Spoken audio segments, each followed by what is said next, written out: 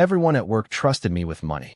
I was the responsible one, the guy who always paid back loans, who never missed a bill.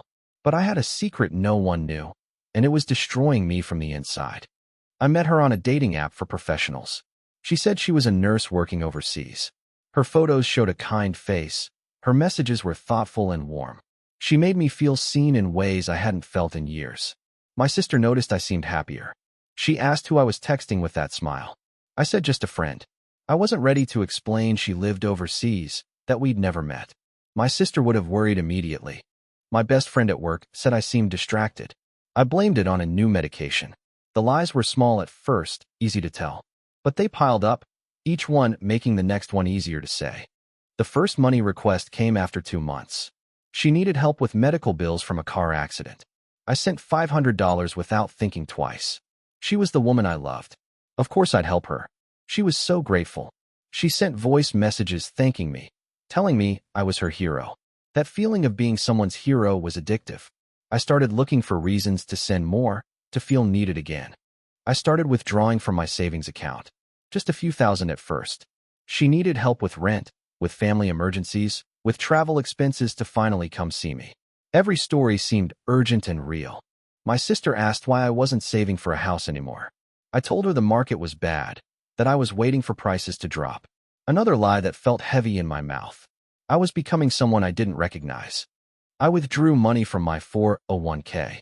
The penalties were huge, but I convinced myself she was worth it. She promised we'd be together soon, that we'd build a life, that this was temporary. I wanted to believe her so badly. My best friend asked to borrow money for his daughter's school supplies. I had to say no, claiming I was tight on cash. The look on his face hurt. I'd always been the one who helped. Now I couldn't even explain why. I started taking cash advances on my credit cards. $25,000 in total.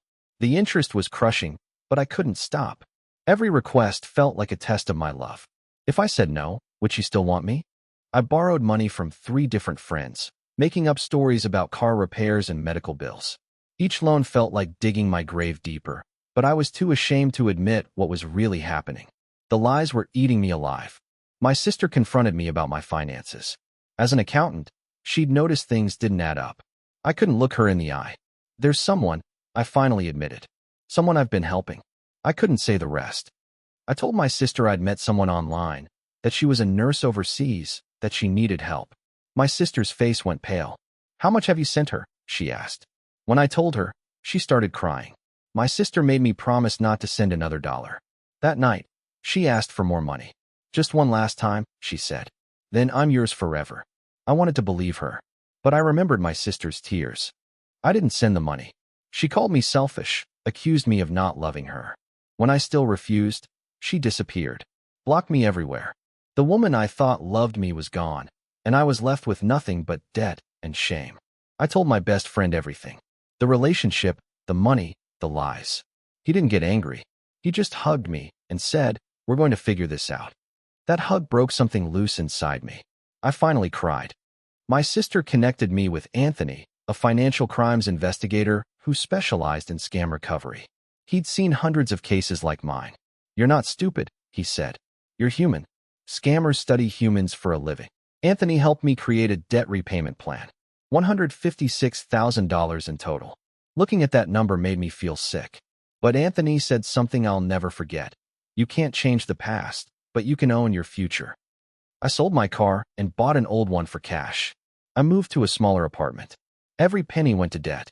My friends noticed the changes, but stopped asking questions. They knew I was going through something, even if they didn't understand. My sister helped me consolidate my credit card debt.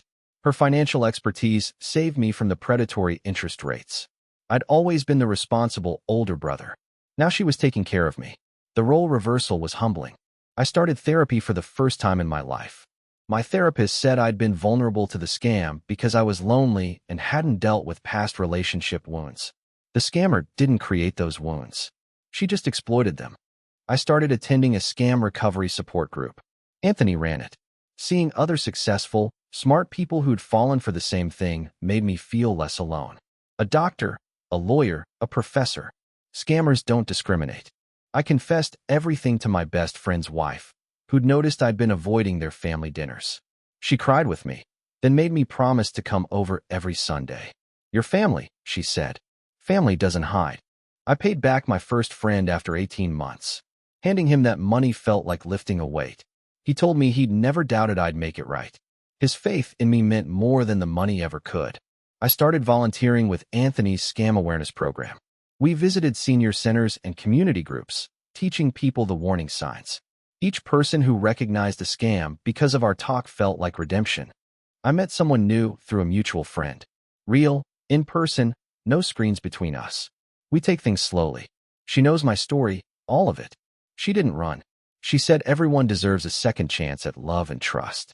My sister and I started a monthly financial check-in.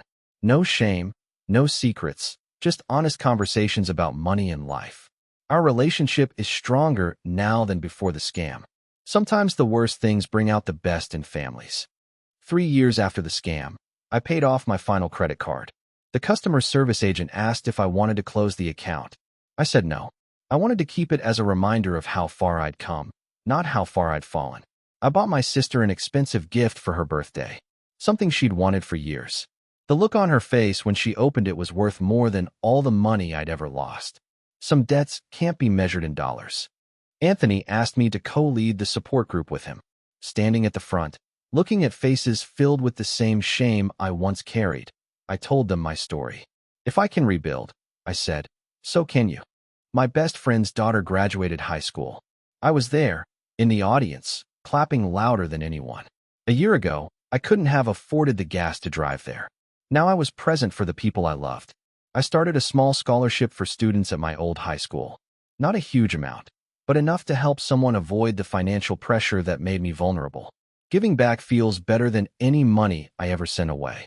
The man who hid his online relationship learned that secrets are heavier than any debt. Telling the truth felt impossible, but once I started, the weight began lifting. Honesty didn't fix everything, but it made everything fixable. My credit score is almost back to where it started. Not great, but improving every month. More importantly, I'm sleeping through the night again. I'm laughing with friends. I'm showing up for my family. That's real wealth. I still think about her sometimes. Not with love anymore, but with something closer to pity. She spends her days manipulating lonely people. I spend mine helping them heal. We both found ways to connect with others. Mine just doesn't destroy lives. The supervisor who everyone trusted with money learned that trust isn't about never making mistakes. It's about what you do after you fail. I failed spectacularly, but I got back up, and the people who matter noticed. Now when I hear about someone sending money to someone they've never met, I don't judge. I reach out. I share my story. And sometimes, just sometimes, they listen. That's how I measure my success now, not by what I have, but by who I help.